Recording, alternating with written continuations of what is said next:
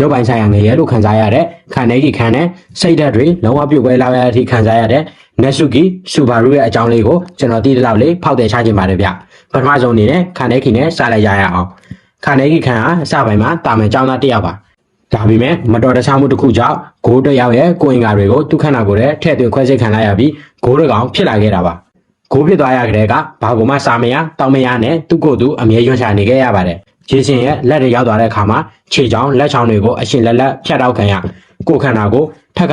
ဖြက်စီခံခဲ့ရပြီးပြန်ကောင်းလာရင်ထပ်ပြီးညှိမနှိပ်စက်ခံခဲ့ရပါတယ်အဲ့ဒီနာကျင်မှုဟာတစ်ရက်နှစ်ရက်မဟုတ်ခဲ့ပါဘူးရက်ပေါင်းများစွာဇက်တိုက်ဖြစ်ခဲ့ရတာပါဒီနာကျင်မှုတွေကပြင်းထန်လို့ခန္ဓာခီရဲ့သပင်တွေဟာဖြူလာပြီးသူ့ရဲ့မူလစိတ်ပါအစိတ်စိတ်မှမှပျက်စီးသွားရှာခဲ့ရပါတယ်ခန္ဓာခီကနှိပ်စက်ခံရတဲ့ဆိုရင် V0 တဲ့ကစူဘာရုကတော့စိတ်ပိုင်းဆိုင်ရာဇောက်ထိုးကြာအောင်ခံစားခဲ့ရသူပါသူ့မှာ return my death ဆိုတဲ့တေပင်းအစားကနေပြန်လဲရှင်သန်လာစေနိုင်တဲ့ ability တစ်ခုရှိပါတယ်အပြင်ကကြည့်ရင်တော့ cheat scale လို့ထင်ရပေမဲ့တကယ်တမ်းကျတော့အဲ့ဒါကအဆိုးဆုံးကြိမ်စာတစ်ခုဖြစ်ခဲ့ပါတယ်သူတည်တိုင်းအချိန်ကနောက်ပြန်ရောက်သွားတာပါဒါပေမဲ့တည်တဲ့အချိန်ရဲ့နာကျင်မှုတို့တော့အချိန်တိုင်းခံစားခဲ့ရပါတယ်သူဟာအရှင်လက်အေးခဲတည်တာနာကျင်မှုတွေကိုအလွယ်လဲခံစားရတာလေကားကနေတွန်းချခံရတာအမျိုးမျိုးကိုအချိန်မောင်းမနဲ့ခံစားရပြီးတည်သွားပြီးပြန်လဲရှင်သန်လာရပါတယ်ပြန်လဲရှင်သန်လာရင်လည်းသူတယောက်တည်းပဲအဲ့ဒီမှတ်ညံတွေကိုမှတ်မိနေတယ်ဒါအပြင်ပို့ပြီးဆိုးရတာကဒီစိတ်ဓာတ်တွေကိုဘယ်သူမှဖွင့်ပြောခွင့်မရှိပဲတယောက်တည်းကြိမ်မဲမြူချခဲ့ရတာပါဒါကြောင့်သူ့ဝေဒနာကိုဘယ်သူမှနားမလဲဘူးသူဟာရုပ်ပိုင်းဆိုင်ရာထက်စိတ်ပိုင်းဆိုင်ရာကိုတဖြည်းဖြည်းချင်းဖြစ်စီခံခဲ့ရတာပါ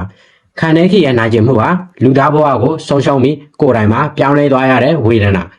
စူဘာရုရဲ့နာကျင်မှုကတည်ခြင်းဆုံးရှုံးခြင်းနဲ့အထီးကျန်မှုကိုအဆုံးမရှိထက်ကရင်ဆိုင်ရတဲ့ဝေဒနာတယောက်ကခန္ဓာကိုယ်ကိုကျိုးပဲခဲ့ရတယ်တယောက်ကကြတော့စိတ်နှလုံးကိုကျိုးပဲခဲ့ရတယ်ခန္ဓာခီရဲ့ဘဝကတော့သူ့ရဲ့ရုပ်ပိုင်းဆိုင်ရာနာကျင်မှုနဲ့စိတ်ပျက်စရာတွေကိုတစ်ချိန်တည်းပဲအပြင်းအထန်ခံစားခဲ့ရတာပါအနာဂတ်မှာသူဟာတတ်မှလာခဲ့ပေမဲ့လည်းစူဘာရုကကြတော့အဲ့ဒီလိုမျိုးတေလူမတက်နာကျင်မှုကိုထက်ကအကြိမ်ကြိမ်ခံစားခဲ့ရတာပါတနည်းအားဖြင့်ပြောရရင်ခန္ဓာခီရဲ့ငရဲကန်းကပြီးဆုံးသွားခဲ့ပေမဲ့လည်းစူဘာရုရဲ့ငရဲကန်းကတော့ဘယ်တော့မှလွတ်မြောက်ခြင်းမရှိပဲထောင်ချောက်တစ်ခုလိုပါပဲဗီဒီယိုကိုကြည့်နေတဲ့တငယ်ချင်းတို့ရောခန္ဓာခီနဲ့စူဘာရုဘယ်သူရဲ့စိတ်ထင်ရတွေကပို့ပြီးတော့နှက်ဆိုင်တယ်လို့ထင်ပါတယ်လေနောက်ဗီဒီယိုမှာပြန်တွေ့ကြတာပေါ့